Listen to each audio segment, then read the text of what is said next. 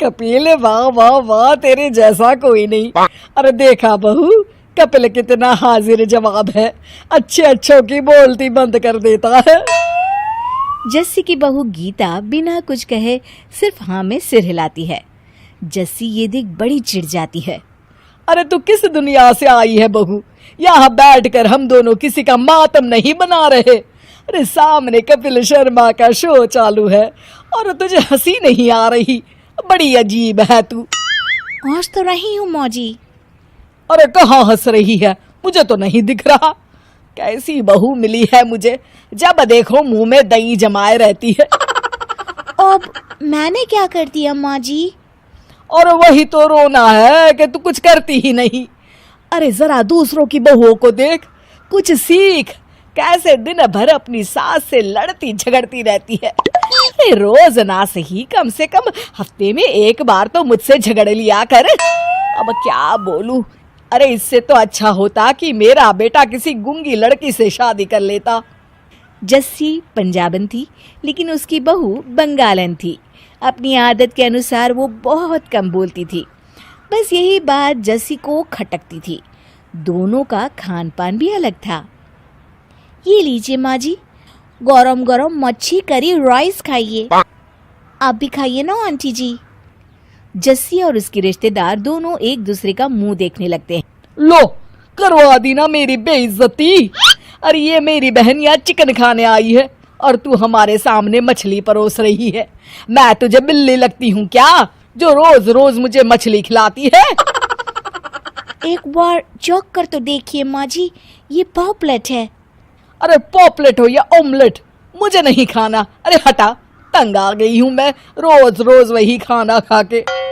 अरे अपनी पसंद के साथ साथ थोड़ा मेरा भी तो ख्याल कर लिया कर। लेकिन नहीं, तुझे तो सिर्फ अपनी जबान के चस्के को पूरे करने हैं। जस्सी फिर से अपने बेटे विशाल को कोसने लगती है। अरे तुझे बोल के क्या फायदा? घर में ये सारी नौटंकी तो मेरे कमकल बेटे की वजह से हो रही है। कहा था बेटा, बंगाली लड़के से शादी मत करियो। ये लोग सिर्फ मछली के सिवा कुछ खाते ही नहीं।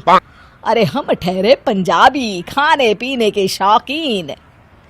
गीता तो अपनी सास को कोई जवाब नहीं देती। ये देख जस्सी और चिढ़ जाती है। अरे अब भूत बन के क्यों खड़ी है? कम से कम मुझसे झगड़ा तो कर ले, थोड़ी बहसबाजी कर ले। मेरी बहन के सामने इतनी तो इज्जत रख ले, वरना ये मेरे बारे में क्या सोचेगी।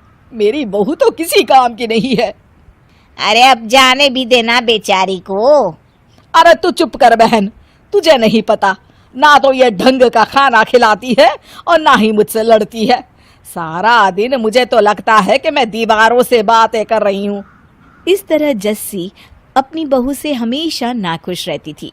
एक दिन गीता जस्सी को लेकर अपनी किसी रिश्तेदार की शादी में जाती है। वहाँ की सभी औरतें गीता को ताने मारती हुए कहती है, और गीता, ये तूने क्या कर दिया? एक पंजाबी घर में शादी कर ली? अरे हमारे बंगाली लड़के मर गए थे क्या? हाँ ममता, इसके दिमाग में तो लव मैरिज करने का भूत सवार था। अब बेचारी अपनी गलती की सजा भुगत रही होगी। मैंने सुना है तेरी पंजाबन सास सारा दिन पटर पटर करती रहती है और लड़ने में भी उस्ताद है। अरे सिर्फ इसकी सास ही नहीं, सभी पंजाबी औरतें ऐसी ही होती है।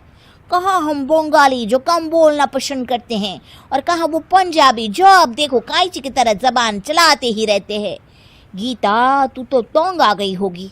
पता नहीं तू कैसे अपनी खड़ूस सास को झेलती होगी। जस्सी एक तरफ खड़ी सब सुन रही होती है कि तभी गीता उन सब को जवाब देते हुए कहती है, देखो तुम सब कुछ ज्यादा ही बोल रही हो। दूसरों के घर में झोंकने से पहले अपने घर में देख लो। मुझे नहीं पता क्या तुम दोनों की सास तुम्हें जूती की नोक पर रोकती है, नौकरानी की तरह काम करवाती है। अरे ये क्या कह रही है तू? जरा धीरे बोल, कोई सुन लेगा। अच्छा, इसकी तुम्हें चिंता हो रही है, और जब से तुम दोनों मेरी सास की बुराई कर रही हो उसका कुछ नहीं। अरे मेरी मम्मी जैसी सास पाने के लिए किस्मत लगती है। और मेरी मम्मी जी तो बेचारी कभी मुझसे घर के काम नहीं करवाती, खुद ही सब कर लेती है। तुम्हारी शौश की तरफ बीमार रहने का नाटक नहीं करती। अरे बस कर गीता, गलती हो गई, माफ कर दे। बड़ी आई थी मेरी शौश की बुराई करने। सारा नज़ारा देख जस्सी समझ जाती है कि शादी लव हो या अरेंज, बस बहू अच्छी होनी चाहिए।